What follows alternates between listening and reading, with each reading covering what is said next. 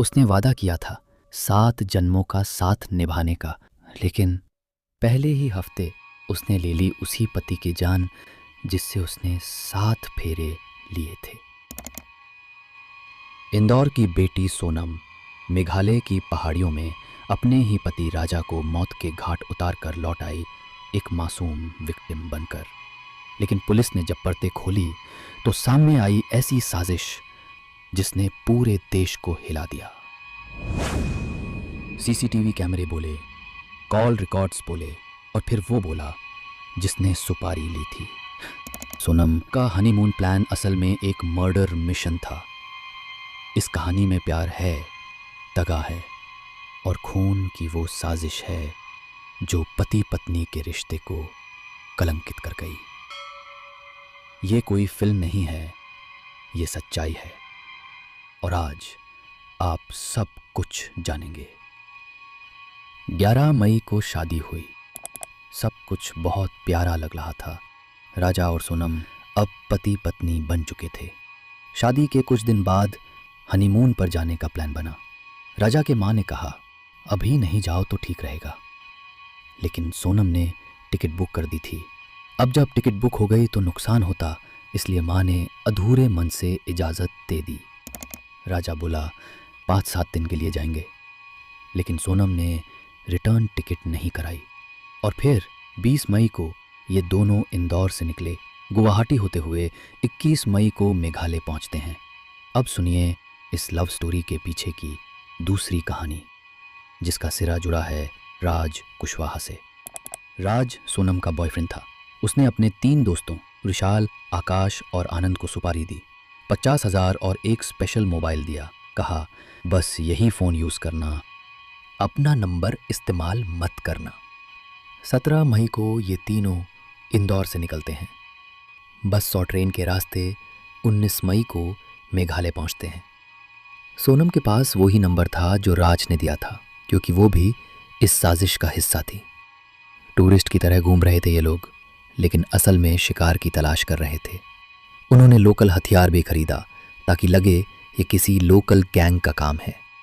22 मई को ट्रैकिंग पर गया राजा। गाइड अल्बर्ट पेट साथ था। रास्ते में 3 अनजान लोग राजा से बातचीत करते हैं। गाइड को भाषा समझ नहीं आती, वो सिर्फ देखता है कि सोनम काफ़ी पीछे चल रही थी। अगले दिन 23 मई सुनसान जगह मिली, जहाँ ना टूरिस्ट जाते हैं ना गाड़ियाँ। और वहीं राजा पर पहला वार पीछे से, फिर दूसरा वार सामने से।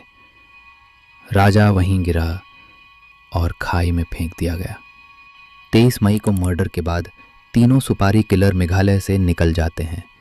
सड़क और ट्रेन से होते हुए बिहार, फिर यूपी और आखिर में इंदौर पहुंचते हैं। इधर राज कुशवाहा इंदौर में अपने प्लाईवुड फैक्ट्री में रोज़ मौजूद था ताकि कोई शक न करे।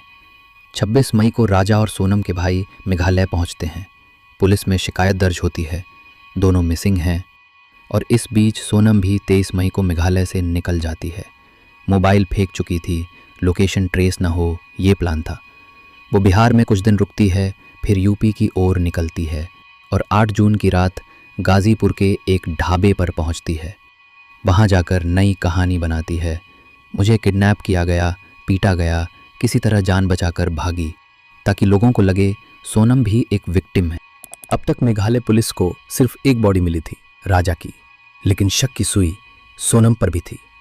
गाइड अल्बर्ट से पूछताछ में हिंदी बोलते 3 लोगों की बात सामने आई। मेघालय में हिंदी? पुलिस को शक हुआ। सीसीटीवी फुटेज खंगाले गए।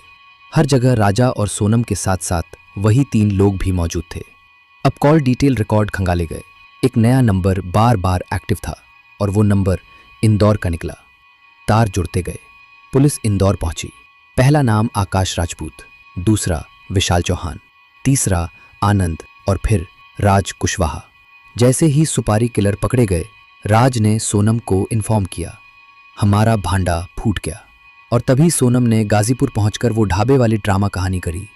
अब 4 आरोपी सोनम, राज कुशवाहा, आकाश, आनंद और विशाल चौहान सब मेघालय पुलिस की कस्टडी में है। क्योंकि मर्डर मेघालय में हुआ तो मुकदमा वहीं चलेगा। राजा तो चला गया, लेकिन साथ ले गया एक माँ का विश्वास, एक बाप की उम्मीद और उस रिश्ते की इज्जत जिसे हम शादी कहते हैं।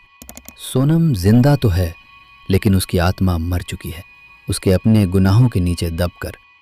कभी कभी हत्यारे सिर्फ हथियार से नहीं मारते, वो प्यार, भरोसे और रिश्ते का इस्तेमाल करते हैं। कहते हैं प्यार अंधा होता है, लेकिन जब प्यार के नाम पर साजिश हो तो वो सबसे खतरनाक अंधापन होता है। इसलिए आंखें बंद करके भरोसा करने से पहले एक बार दिल से नहीं, दिमाग से सोचिएगा, क्योंकि हर मुस्कुराता चेहरा जरूरी नहीं कि बेगुनाह हो।